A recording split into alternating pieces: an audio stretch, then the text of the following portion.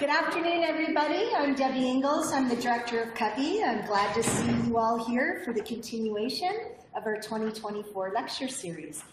Today, I'd like to welcome Dr. Ron Jackson. Ron has been a longtime CCOVI fellow. He's an OIV award-winning author and a wine writer.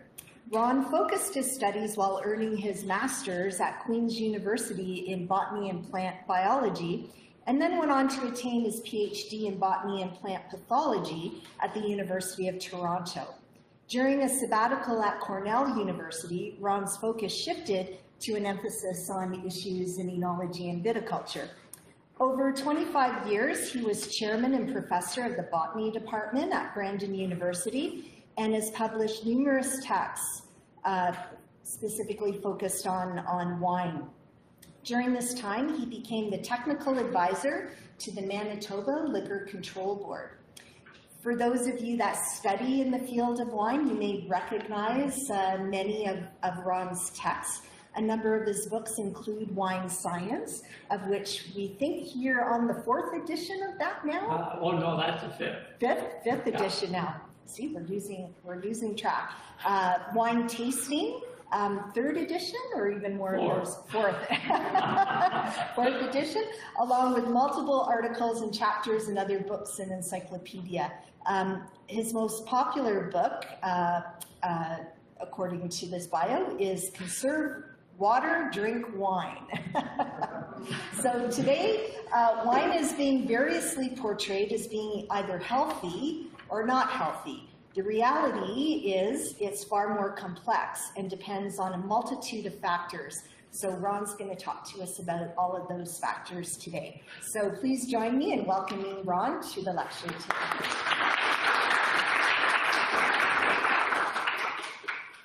Thank you, Debbie. Nice to be back and actually see people. Okay, the issues that I'll talk about are basically 4.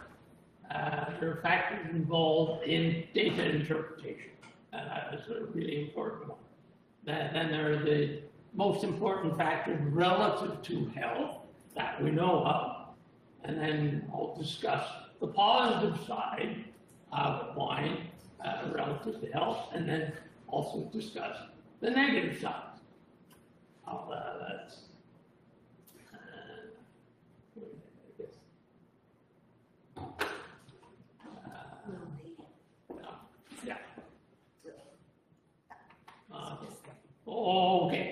Okay. It's highly contentious issue for a whole series of reasons. We have religious bias that most people know, some religions are against it, and consider alcohol evil. Then there's the business side aspect. If you're selling wine, obviously you like to think the very positive side. But this can spawn disbelief and conspiracy theories for those who are disinclined. Societal concerns, of course. If people take too much, you'll get drunk, get in accidents, kill people, all sorts of undesirables. Personal health, well, of course, if you're interested in wine, you want to think positively.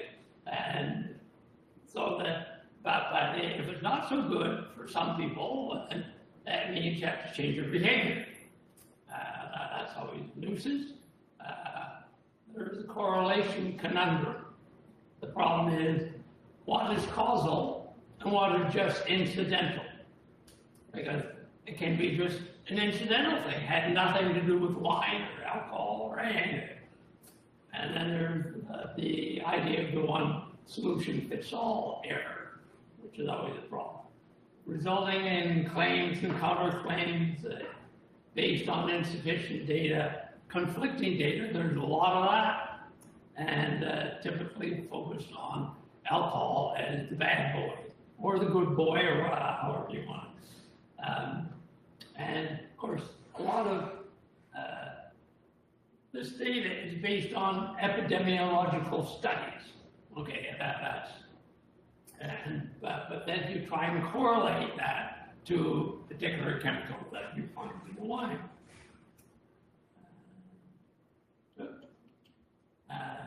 dubious interpretation. There are a whole series of reasons why the whole issue is very, very complex, and basically there is no simple answer. You have individual variation, ethanol metabolism. There are a whole series of enzymes that are involved, and a number that are involved in alcohol conversion to acetaldehyde, and another group that are involved in converting acetaldehyde to acetic acid. Various tissues have specific sensitivity, and any of these enzymes, the alcohol dehydrogenase, the acetaldehyde dehydrogenase, do not just deal with ethanol or acetaldehyde. There are a whole series of things that are involved, and different enzymes have different specificity. There is circadian rhythm. So the amount you have right now may not be the same as 6 hours from now. Again, more changes. And then we have gender problems.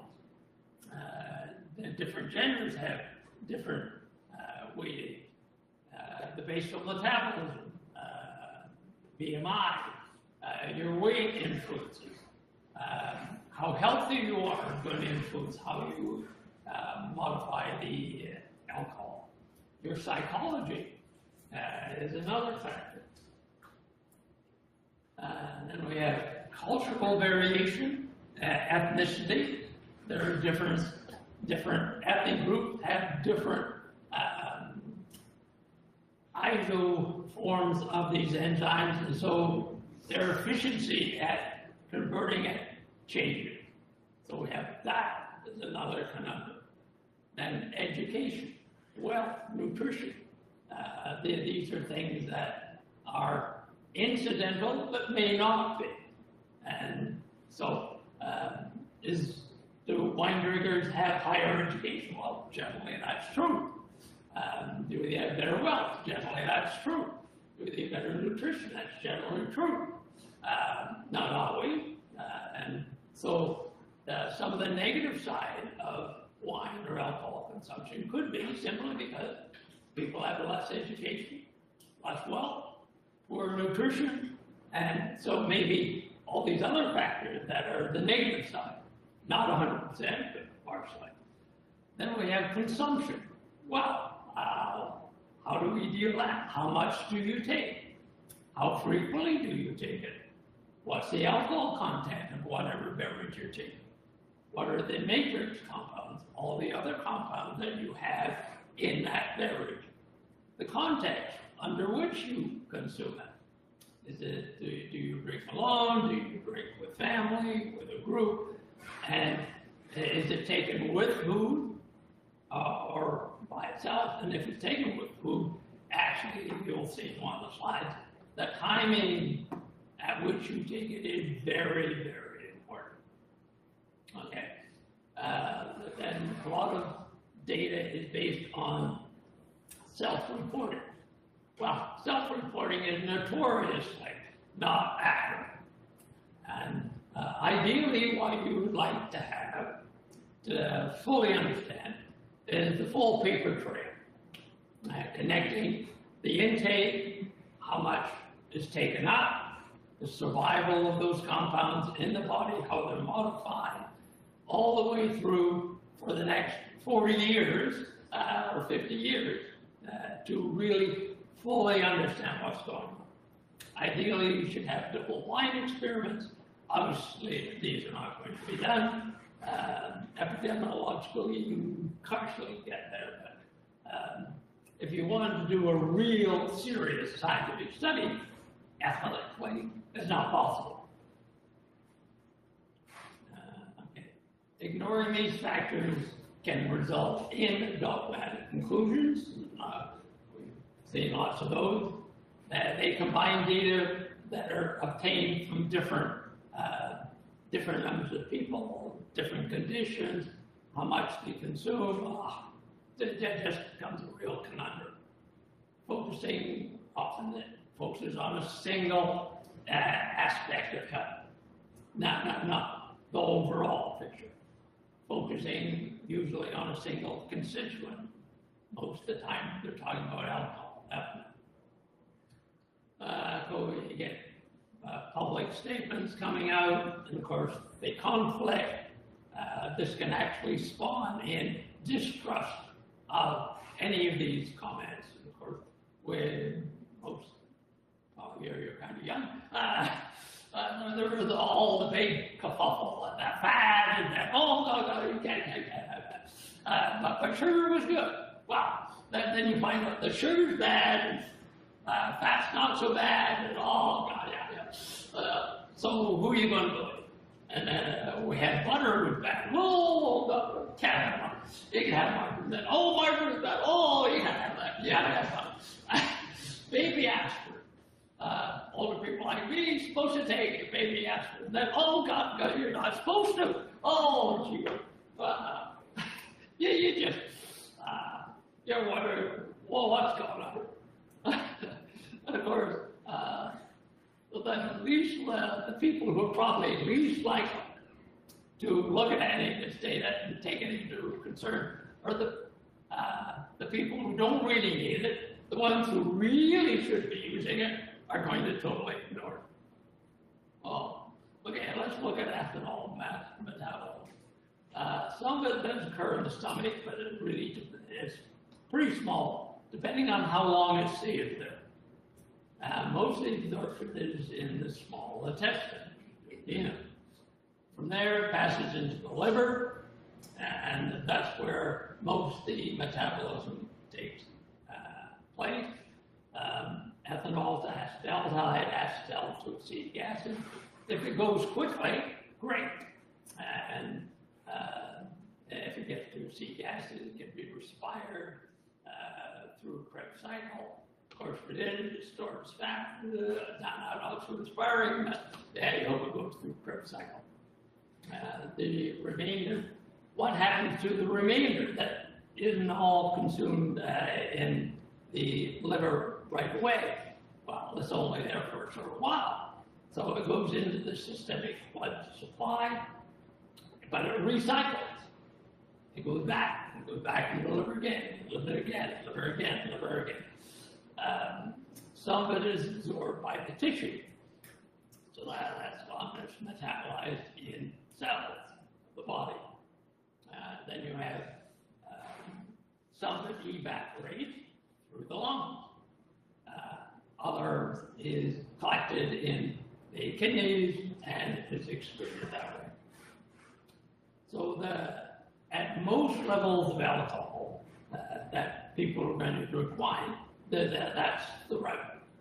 If one consumes an excessive amount, certainly more than 2 glasses a day, the sort of thing, really excessive, then it goes through another path. It's not the alcohol dehydrogenase. It goes through this other one called the CYP452E1 system. It's an alternative system that goes to acetaldehyde, but it is the least desirable of the lot, and it produces toxic ROS, these reactive oxygen radicals. But the metabolic rate basically is pretty common, as you can see in this graph. The upper one is the blood alcohol content, the lower is the breath alcohol content. With time, of course this varies, the speed will depend upon the individual, well, what particular isoline you have the enzyme. Down the bottom, you see, if you have a rapid acetaldehyde dehydrogenase, the slow alcohol dehydrogenase, you reduce your alcoholistic risk because you get flushing and you feel terrible. But that protects you from alcoholism, or the likelihood of that, but it increases your chance of having breast cancer. Even men apparently have that. Not often, but throat cancer, GI tract cancer. Now we get probably the best slide in the whole lot is this one right here.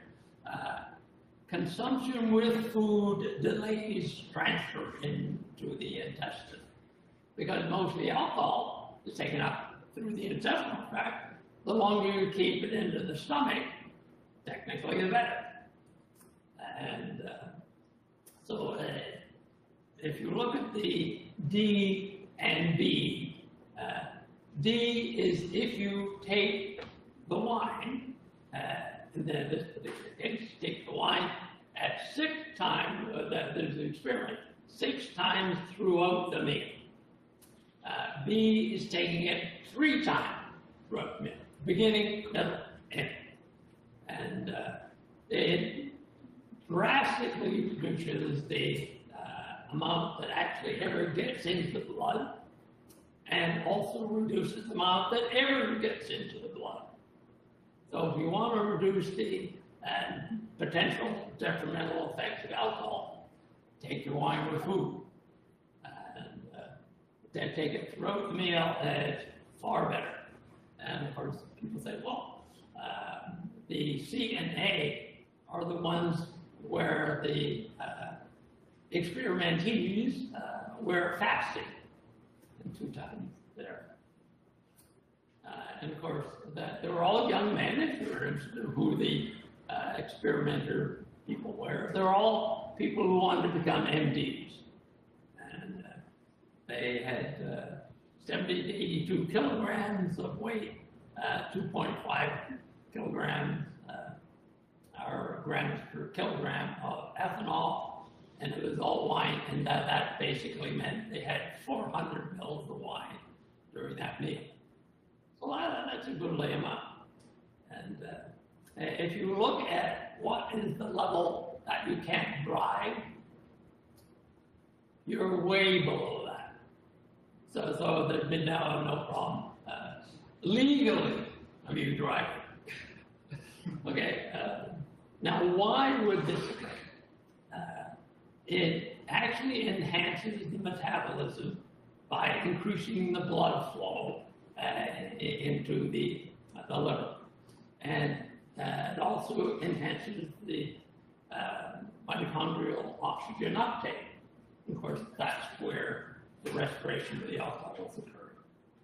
And fructose, which is half the sugars that you have in wine, it actually increases the availability of NAD, which is required for the conversion of ethanol to acetaldehyde and acetaldehyde to acetic acid.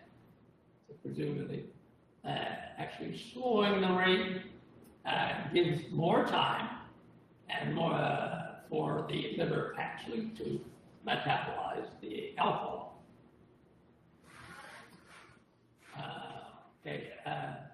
Ethanol readily diffuses in the muscle tissue. Okay, but it does not readily get taken up by fatty tissue.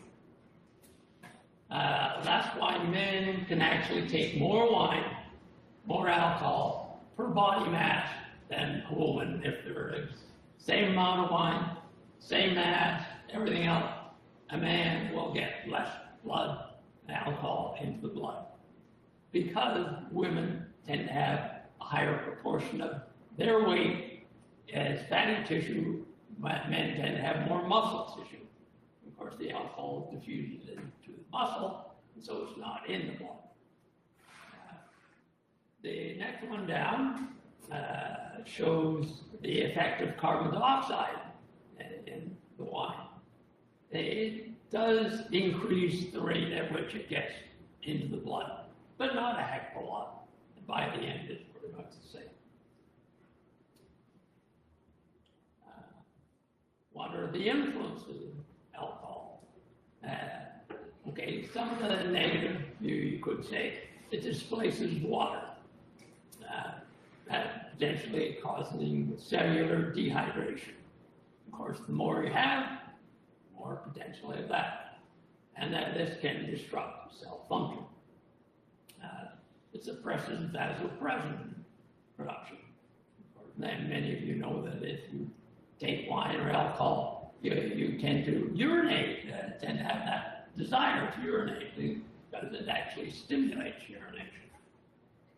Retards nerve function, muscle weakness, slower response time, relaxed social inhibitions, often why people take alcohol, and drowsiness, not why people take alcohol, but so certainly that affects me.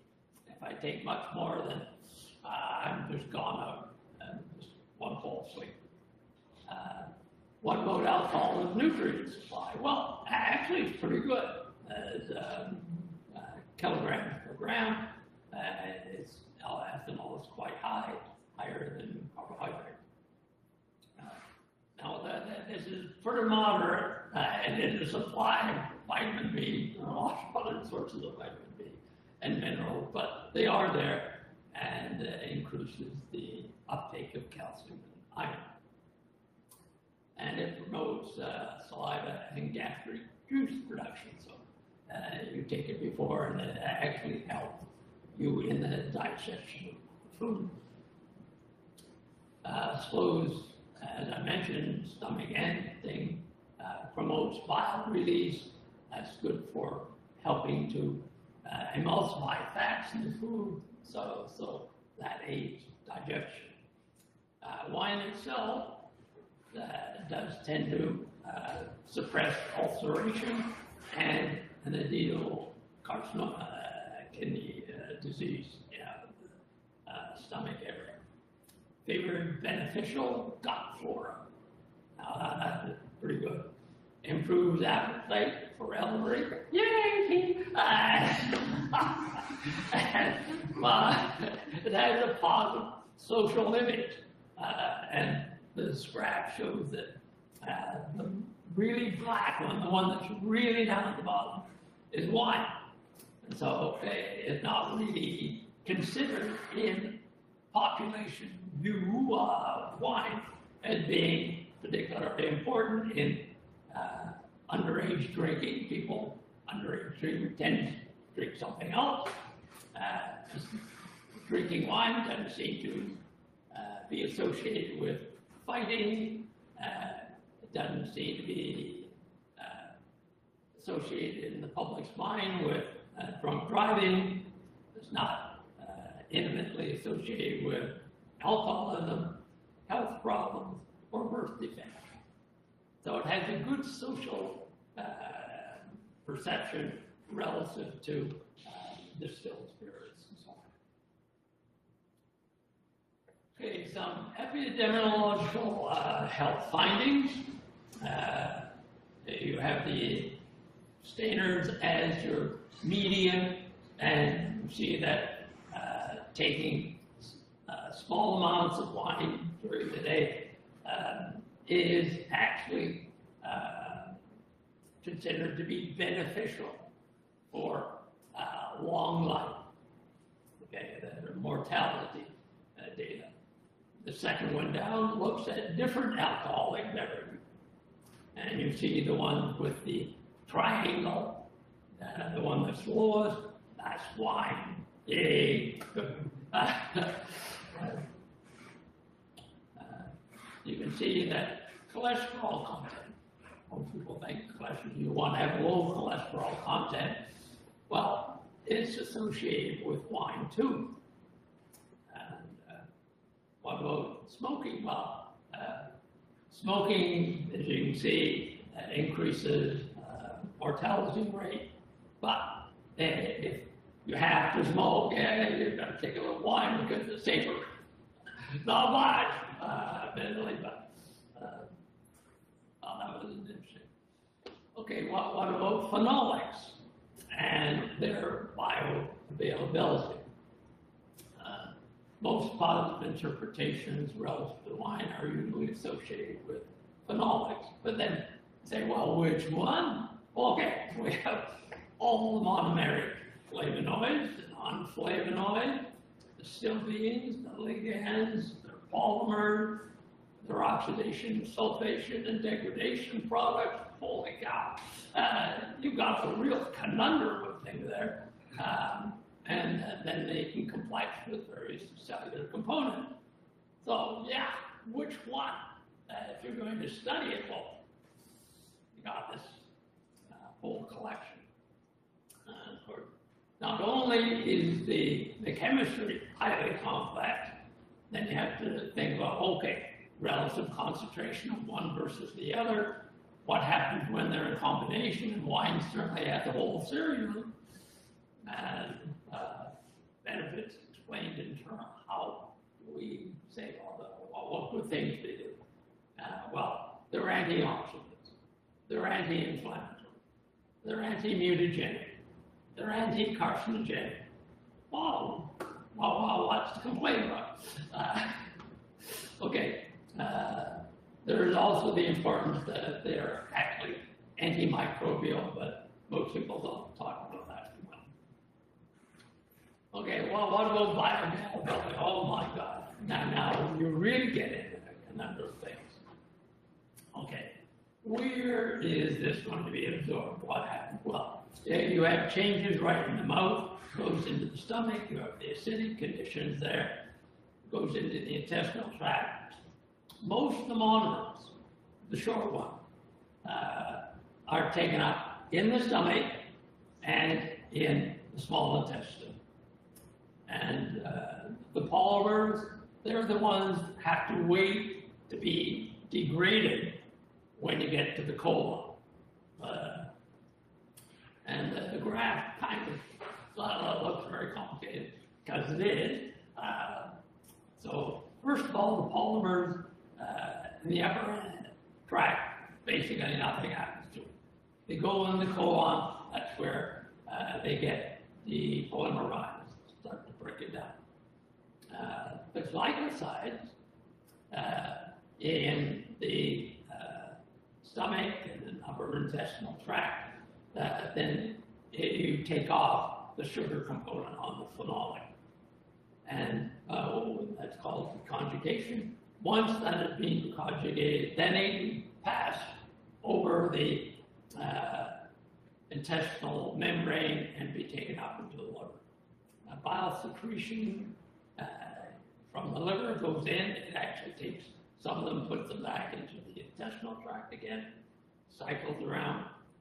And so once it gets into the liver and into the blood, then a whole series of things starts to happen to it. Sulfur compounds can bond to the phenolic. Methanol groups can bond. Sugars can bond to these compounds. Once that happens, these compounds become increasingly soluble. The positive thing is that being more soluble, that they can get in, more likely to get into cells. But it also reduces their biological activity. Often you may read detoxification of phenols. Well, detoxification actually is this phase 1 metabolism that's actually reducing its biological activity. Then there's phase 2 metabolism, where you have further modification, again, further increases cellular uptake, but makes it even easier for these compounds to be excreted in the kidney. And the result is, generally, the level of these phenolics in the blood is actually pretty low. And if you're thinking you want to have these benefits, then simply you have to basically take wine every day. That's basically the story, because they're not stored.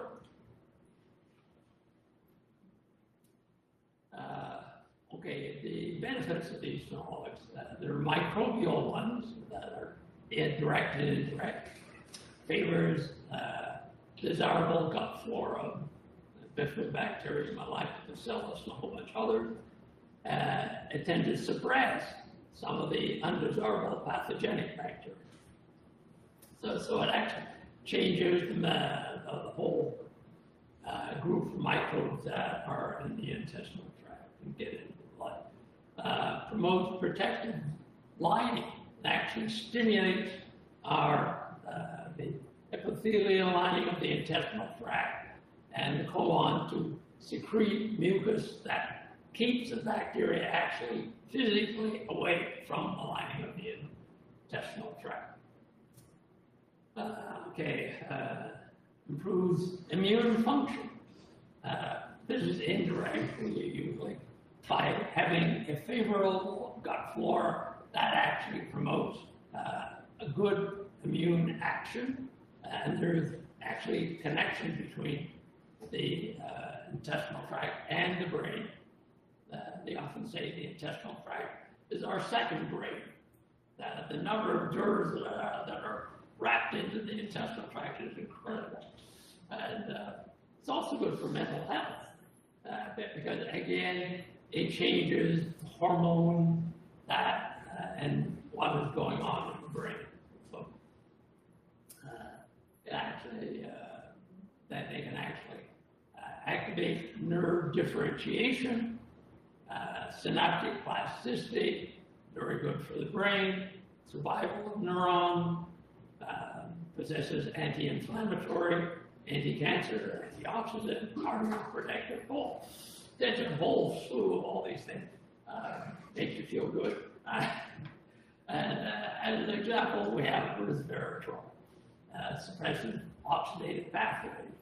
I mentioned the really bad one, CCOVI 450, suppresses it because it can be definitely mutagenic, carcinogenic, and pro-inflammatory.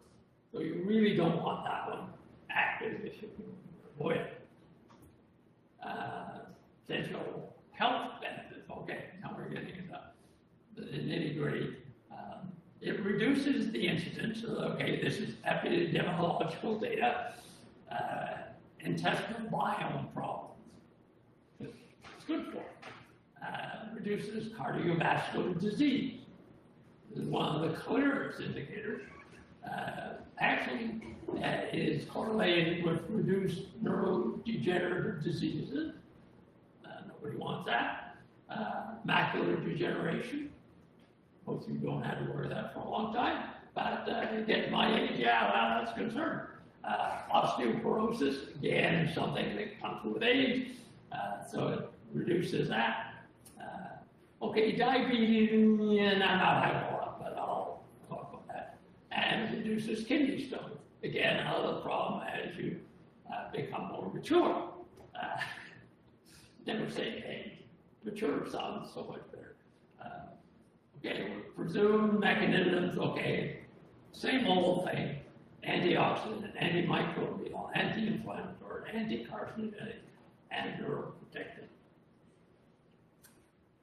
Antioxidants effects. I mentioned that the amount of these phenolics that are in the blood are comparatively low. Some people say, well, if they're so low, how can they be of any use? However, it does not take much. It goes into the cell and triggers cellular pathways that are beneficial. So it's probably not phenolic itself that's so directly beneficial. It's what it does to your cell metabolism and what it does. And of course, some of these limit LDL, so-called bad cholesterol peroxidation. And many phenolics can also directly quench ROS, these reactive compounds, hydrogen peroxide, superoxide, hydroxyl radicals, and it actually can chelate some of the iron and metal catalysts that are required to make ROS. And there's not phenolic, but I stuck it ethanol flavored hydroxy tyrosol synthesis, and it is an anti-inflammatory and anti-oxidant of the cell. itself. Antimicrobial, reduces incidence of intestinal infection. Of course, the old story. An army is not very good if it has intestinal problems. They're running off behind trees all the time rather than fighting. Of course, the Roman armies, they always gave their soldiers wine because it was a lot safer to drink than the water, especially if you have a couple thousand army guys running around. What they're doing that behind the trees, well, the water is not so safe. Okay. Ethanol, as you probably know, is bactericidal, but at the level that you can find in wine, is actually bacteriostatic, or the short term. However, if it stays for an hour or so in the stomach, then it now shifts from being just bacteriostatic, stopping bacteria from growing, to actually killing. So actually having the wine in the stomach for a longer period actually accentuates the destructive aspect of acids in the stomach, of pH2, in killing undesirable microbes. The phenolic and acidic content of the wine are bactericidal, and just a couple of examples: the p-cumaric acid is against staphylococcus, streptococcus, probably you've heard of these, undesirable organisms. Quercetin suppresses E. coli, Shigella, Proteus, Vibrio, all these undesirable things. Culture, you say, well, the last part, but most of these studies on these actions are done in culture plants. You have bacteria growing on agar and so on. But when they actually study these things under simulated gastrointestinal conditions, same thing. So you can have some thinking that we're talking about the right thing. Cardiovascular disease, most of the cardiovascular disease, not all, are associated with the development of plaque. The yellowy part where the diameter of the artery or vessel or whatever gets narrower, narrower, narrower, and the lining of that vessel becomes more likely to break. Of course, if it breaks, then platelets get in there, and of course you get clots. All hell breaks loose. What are the beneficial effects of alcohol? It augments the good HDL. And there are a whole bunch of them, it's not just one. And it reduces the bad ones, the so-called LDL. Removes and limits LDL oxidation. It's the oxidation of the LDL that's the problem. The LDL by itself is all right. It's when it gets oxidized and it causes the inflammation. And then you get immune cells going in. Conundrum thing. Ethanol acts as a mild anticoagulant, generally called blood thinner. Increases nitric oxide, that's positive. Sounds bad, but it's actually very good. And endothelin, which is one of these hormones, activates anti-inflammatory hormone G1P, one healthy one. What about the phenolics? They reduce the initiation, progression, and rupture of arterial plaque. You don't want it to rupture for sure. And a couple examples is Veritrol, reduces triglycerides that's associated with LDL, increases the nitric acid, which is good, vasodilation, helps to keep the vessel wide enough for blood to flow easily, retards platelet aggregation. Okay, you don't want it too reduced. Obviously, if you cut yourself, you want it to hurt it does reduce. Of course, it reduces blood pressure and is antioxidant. Neurodegeneration. We have a J-shaped curve again with Alzheimer's. And in this nice little graph up in the corner, the number one is your baseline for people who don't take any wine. And so you see that exercise, the dark blue, and taking some alcohol actually reduces over the average by a factor of 50%. So moderate amount, okay, too much, yeah, start swinging over. J, so a little bit is good, much more, all starts to come back. And the other metabolic syndrome is associated with Alzheimer's, pretty high. Depression, now why that would be associated, I don't know. I guess you don't take care of your health, presumably. And the APOE4, that is a genetic factor associated with higher risk of having Alzheimer's. So, hydrolyzable tannins actually reduce beta amyloid plaque, which is associated with Alzheimer's, and resveratrol promotes plaque destabilization. So one reduces it, one actually helps to destabilize, so it breaks down. Maintains good blood supply. Well, we definitely want a good blood supply to the brain, and you start it with, from oxygen and blood, and obviously things are not going to work well. Maintains hippocampal function. Hippocampal function is associated with short-term memory. You have to have short-term memory before you can have long-term.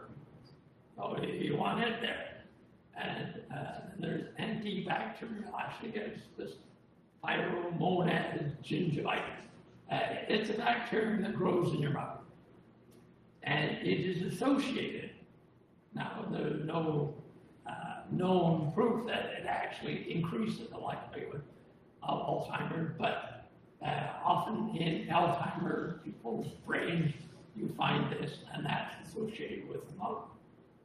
So that's why you want to have good, healthy gums, because you don't want that thing growing and potentially getting into your blood system. And the bottom one just looks at a couple of compounds that actually get into the brain. Of course, anything to get into the brain has to get past the blood-brain barrier. It protects the brain from lots of stuff. And so essentially we have two people. Well, we have the body, and then we have the brain. And the brain is actually separated by this membrane, and it protects the brain from all sorts of xenotoxic compounds, foreign objects that might be carried around. It also keeps our immune system, our regular immune system, out of the brain. You don't want our regular immune system in the brain. The brain has its own. So they want to keep these separated. And if you get your natural immune system in the brain, it can actually start to recognize the brain as being foreign and attack it. That's not what you want. So caffeine gets in pretty well. Of course, most people know that because you get nervous. Certainly I do. And we have quercetin, fifth one over. It's a compound, one of the phenolics that you get in wine. Gluten is another one, done it as well. Camphorol gets in, that's another one. And you look over on the right side, you see resveratrol. Gee whiz, here's this wonderful compound that doesn't even get in very well. And even more disappointing for me is you see curcumin. And curcumin is this spice that I take every day, and I take it because I don't want to get Alzheimer's. Well, gee whiz, doesn't get in very well. Shots, oh well, I'll still take it. Okay, how about arthritis? Okay, it's minor. Okay, it reduces drug irritation of the stomach. If you have arthritis, okay, it's going to reduce some of that. Diuretic action reduces joint swells. And, arthritis is associated with joint swelling. Muscle relaxation, you get less likely of muscle spasms, stiffness, and resveratrol is limits pro-inflammatory cytokinin production, which is involved in arthritis. What about diabetes? Well, it attenuates diabetes too. This is the one that is often associated with being overweight. Ethanol retards carbohydrate digestion, slows sugar uptake, and reduces insulin resistance, which is what happens in this diabetes too, and this particular peptide, it increases it, so that's beneficial. Type 1 is what used to be called the serious one everybody knew about before people started to eat excessively. This is where the pancreas, that part of the pancreas is destroyed, so it doesn't produce insulin. Wine's fructose level at least doesn't activate insulin. So that's good. And wine's antioxidants slow progressive kidney failure, which is one of the real problems with diabetes 1 eventually. The kidney starts to get damaged and a whole host of other undesirable consequences. Macular degeneration. Again, a J-shaped curve associated with wine consumption. Presumably, this benefit, you can see the third one over, with wine, no alcohol, beer, liquor, wine, again, looks best. And presumably this is because it reduces atherosclerosis of the vessels going to the brain. Of course, that atherosclerosis reduces the diameter, less blood flow, less oxygen, nutrient stress. That could be the reason why you have slightly less macular degeneration if one is consuming wine. Osteoporosis does help calcium retention in the bone. And this may be also associated with some of the phytoestrogen phenolic compound. That may be where that occurs. Well, now we get to the negative. Yeah. Carcinogenesis, allergic and hypersensitive reactions, headache, dental erosion, various contraindications, conditions where you shouldn't take it. It may interact with medications and cause problems. And of course, there's potential for alcoholism and fetal alcohol syndrome. What about carcinogenesis? Well, this is highly variable. It depends on which cancer you are talking about. If you're talking about kidney and lymphoma, it reduces the incidence on average, population size. It does increase the incidence of breast, throat, and stomach cancer. Okay. As far as prostate, okay, don't worry. No problem. Doesn't help, doesn't hurt. And and alcoholism, of course, because of that excessive amount that they're taking, and the ROS that's being produced, it increases increases the likelihood of having liver cancer, cirrhosis of the liver, and all that. A couple of graphs. One is relative to breast cancer, and small amount, essentially one glass or something, 1.5 glasses, it actually is beneficial, but it doesn't take too much where it starts to go up, and you have the bad side of the curve where it increases. The more you take, the greater the potential chance. And then we have lung cancers. Again, abstainers, straight line, as the average lung cancers, less other cancers. Again, that J-shaped curve, small amounts good. Once you get above a certain level, essentially what we call moderate wine consumption, then you start being on the bad side of the curve. And ethanol itself is not known to be mutagenic or carcinogenic. It's because, but even though it isn't, it's what happens to the alcohol, the metabolic byproduct. In most cases, the worst one is going to be acetaldehyde accumulation. And it is well known to be a carcinogen, no doubt about that. Of course, that's where you get into these individual abilities of ADH and AD, ALDH, enzyme production, and the rise of enzymes. That will definitely influence. For the same amount of wine or alcohol consumed, different people are going to have different amounts of acetaldehyde accumulation. And what does aldehyde do as undesirable? Well, it depletes glutathione, and it is a cellular antioxidant.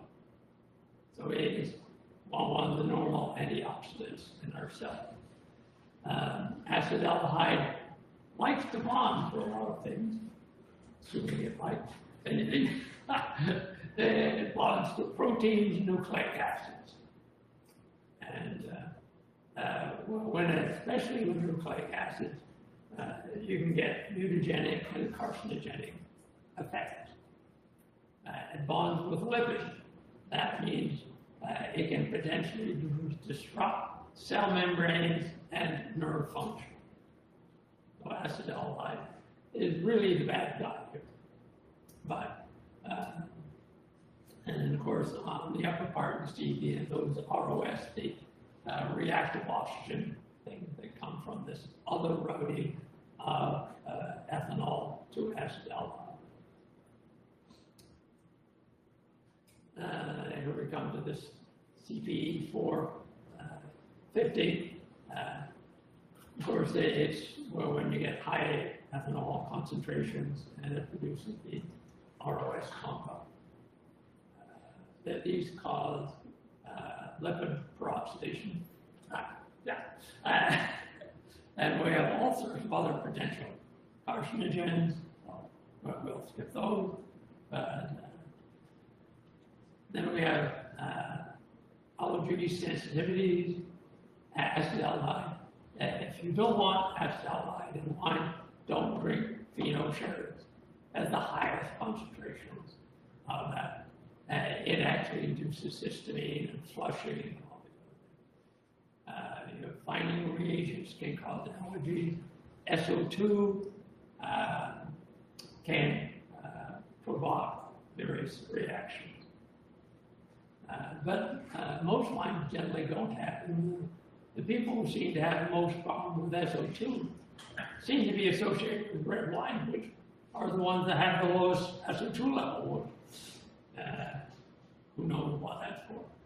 Gout, it really, the old story that gout is really bad, but it's really because of the lead containers, the canters, pewter vessels, lead dinnerware, but recurrent gout, yeah, that can provoke. And headache, good old headache. Most of it is associated with red wine. We have migraines, ethanol, can disrupt cellular or glucose metabolism in the brain. Brains require glucose. Can't do anything. When ethanol gets in the brain, there's enzymes that break down to acetaldehyde in the brain. And increases the permeability to histamines, and of course, they're often associated with migraine. Phenols suppress platelet PST, that increases phenolic uptake by the brain, that induces prostaglandin production, and it restricts, it actually enlarges the diameter of the blood vessel. And if that occurs in the meningene, the line around the brain, well, we've got a cranium. The guy's kind of old, and that's where you get paid. Quercetin inhibits ALDH, and it increases aldehyde inside the brain. Whole sorts of other types of headache. Nobody knows how that's called. Hangover, not usually associated with headache, but not necessarily. You get dehydration, it disrupts your electrolytic balance, cerebral inflammation, bad stuff. Dental erosion, if you're going to be a wine taster, this is one of your occupational hazards. We have a picture of a wine taster with the degeneration of their teeth. Not exactly what you want. The acids in the wine will actually dissolve calcium, soften the dentine, and of course it can be lost, especially if you brush. So you should not brush your teeth vigorously after tasting a bunch of wine, because your enamel is still relatively soft. In about an hour, calcium goes back in, so it's fine. And consumers really don't have to worry about it, assuming they consume it with food, because that'll be all found out. And we see the enamel erosion, 11%, but the worst part is actually the dentine erosion is one of the worst parts. And interaction, whole series of these interactions, tricyclic antidepressants, MAO, it can increase damage from Tylenol, it complicates blood thinners, anyone who's had heart problems that are on Coumadin or one of those things, that can interfere with that. And oxidation, these ALDH enzymes actually do oxidize some drugs. So we have a whole series of those kind of interactions. Memory contraindications. Obviously, if you're going to go for operation, doctor will tell you don't take any alcohol because it's an anticoagulant. You want the blood to coagulate properly. It aggravates, if you have oral or stomach ulcers, it can aggravate that. Aggravate acid reflux, if the person has that. If your kidneys and liver have problems, you're just going to add stress to that. And of course, you don't want to drink wine or anything alcohol. If you picked up some nice inky cap in the woods, and if you want to have that with your supper, don't. Because you have an abuse, you'll get flushing, your heart will palpitate, you get all scared, think, oh God, I'm having a heart attack or something. No, it's just because it's to do with inky cap. And of course, the word bullying, old guys like me, they know in school, these taxonomists are always changing names around, so that's the new name. And of course, anyone who has a history of alcoholism to keep away. Conclusion, there are both positive and negative effects individually, but combined, if you look at the population, is probably neutral. And, but of course, if you like wine, it's a lot better than being a teetotaler. But of course, it's easier to point blame to something than to really convince people that that is good. And of course, I leave you with Mark Twain's special wisdom relative to the naysayer. The only way to keep your health is to eat what you don't want, drink what you don't like, and do what you'd rather not. Well,